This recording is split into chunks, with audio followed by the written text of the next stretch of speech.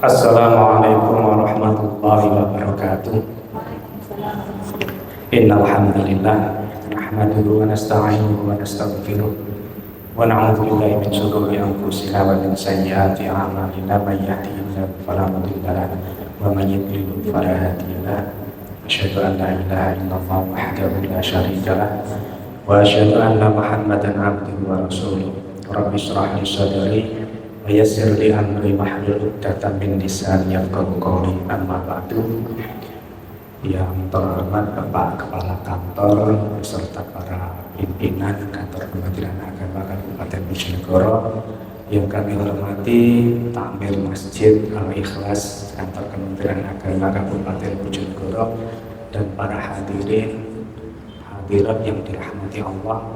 Syukur alhamdulillah kita sampai saat ini masih diberi kesempatan oleh Allah Subhanahu wa Ta'ala untuk merasakan salah satu nikmatnya, yaitu diberi kesempatan untuk ikut berjamaah hadir di masjid ini. Semoga semua aktivitas kita mulai dari pagi sampai siang hari ini dirahmati oleh Allah dan dicatat oleh Allah Subhanahu wa Ta'ala sebagai amalan sholihan makbulan. Amin amin ya rabbal alamin. Salawat serta salam semoga tetap terhaturkan kepada Nabiullah Muhammad Sallallahu Alaihi Wasallam yang selalu kita harapkan syafaatnya baik di dunia maupun di akhirat nanti. Kita tentunya berharap termasuk umatnya yang selalu cinta dan dicintai oleh beliau. Amin amin ya rabbal alamin. Bapak-bapak hadirin yang dirahmati Allah, mungkin tidak banyak yang bisa saya sampaikan. Allah itu memberikan dua hal kepada manusia ketika di dunia. Kadangkala Allah memberikan nikmat, dan kadangkala Allah juga memberikan musibah. Allah pun juga memberikan jalan tuntunan kepada manusia ketika mendapatkan dua hal tersebut. Ketika mendapatkan nikmat, maka Allah memberikan tuntunan kepada kita agar selalu ingat, ingat dan takarrub kepada Allah melalui jalan syukur. Begitu pula sebaliknya, ketika kita mendapatkan musibah, Allah pun juga memberikan tuntunan kepada manusia agar selalu ingat dan selalu dekat kepadanya, yaitu melalui jalan sabar. Hadirin yang dirahmati Allah, secara garis besar sebagian ulama itu membagi kenikmatan yang diberikan oleh Allah menjadi 5 hal. Yang pertama adalah nikmat yang sifatnya fitriyah, atau nikmat yang melekat pada diri kita ketika kita mulai saat kita lahir sampai saat ini, seperti kenikmatan ketika kita mempunyai nyawa, kenikmatan ketika kita bisa bernafas, kenikmatan ketika kita mempunyai tangan dan kaki sehingga kita bisa beraktivitas, kenikmatan ketika kita bisa menghirup udara, kenikmatan kesehatan, kenikmatan kita bisa melihat, dan lain sebagainya. Apa yang melekat pada diri kita, itu adalah nikmatnya yang dinamakan dengan nikmat fitriyah. Allah Subhanahu wa Ta'ala berfirman, laqad khalaqnal insana fi ahsani taqwim. Sungguh kami telah menciptakan manusia dengan sebaik-baiknya bentuk.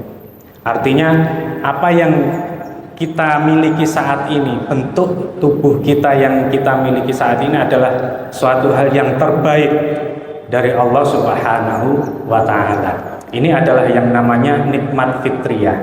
Kemudian yang kedua, ada nikmat yang namanya nikmat ikhtiariyah, atau nikmat yang mana kita bisa mendapatkan hasilnya ketika kita berusaha untuk melakukannya. Seperti kita kita mendapatkan uang, tentu kita berusaha untuk bekerja.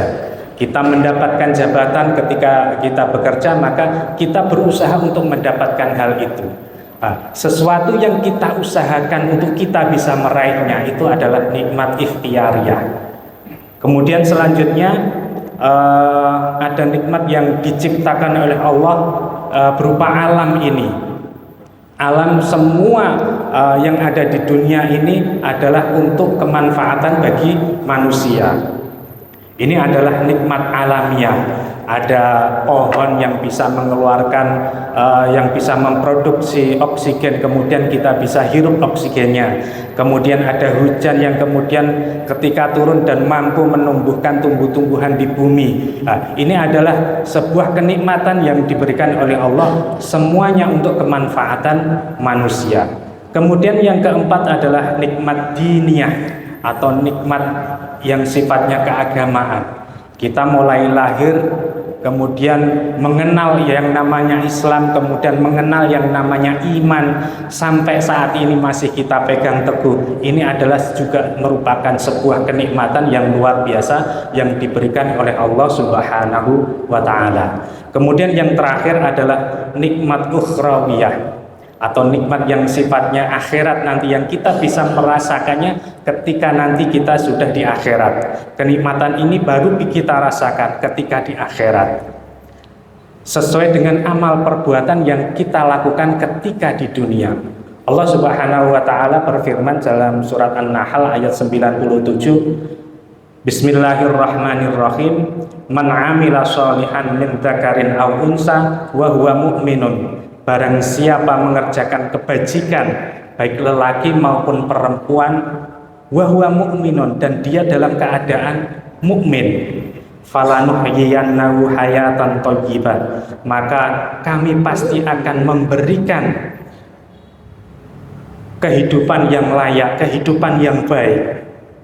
Walanajziyannahum ajrahum bi ahsani ma kanu ya'malun, dan kami akan memberikan balasan berupa pahala yang lebih baik dari apa yang telah dikerjakan oleh mereka.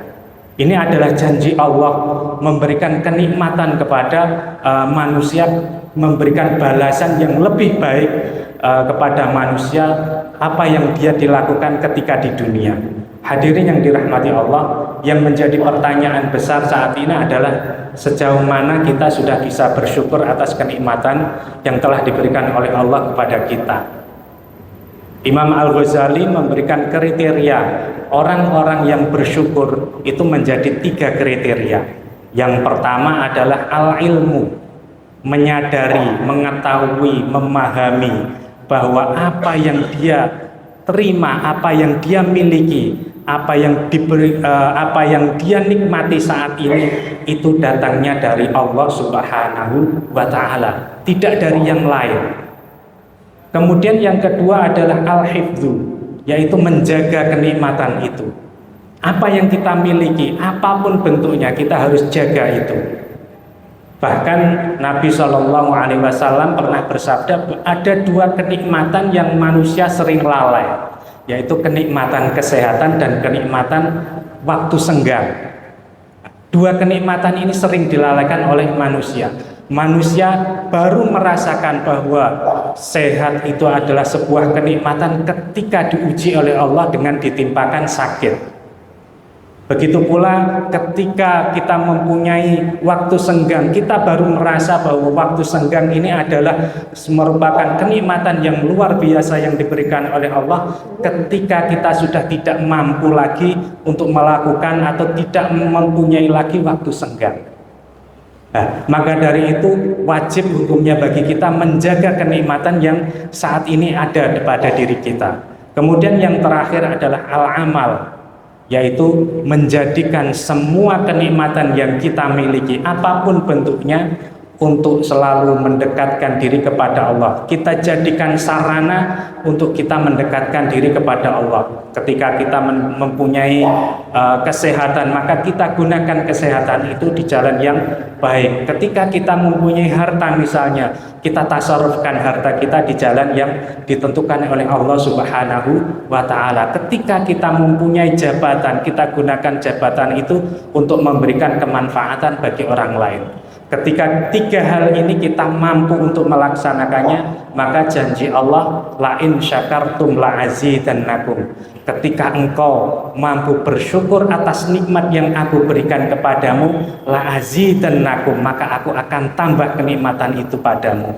Begitu pula sebaliknya, wala in kafartum, ketika engkau tidak mampu bersyukur atau bahkan kufur terhadap nikmat yang aku berikan kepadamu, inna adzabi lasyadid, sesungguhnya siksaku amatlah pedih. Semoga di pertemuan ini menjadikan kita menjadi orang-orang yang selalu bersyukur atas segala kenikmatan yang diberikan oleh Allah Subhanahu wa taala, dan menjadikan orang-orang yang selalu sabar ketika Allah menimpakan musibah kepada kita. Akhirul kalam, wallahul muwaffiq ila aqwamit thoriq. Wassalamualaikum warahmatullahi wabarakatuh.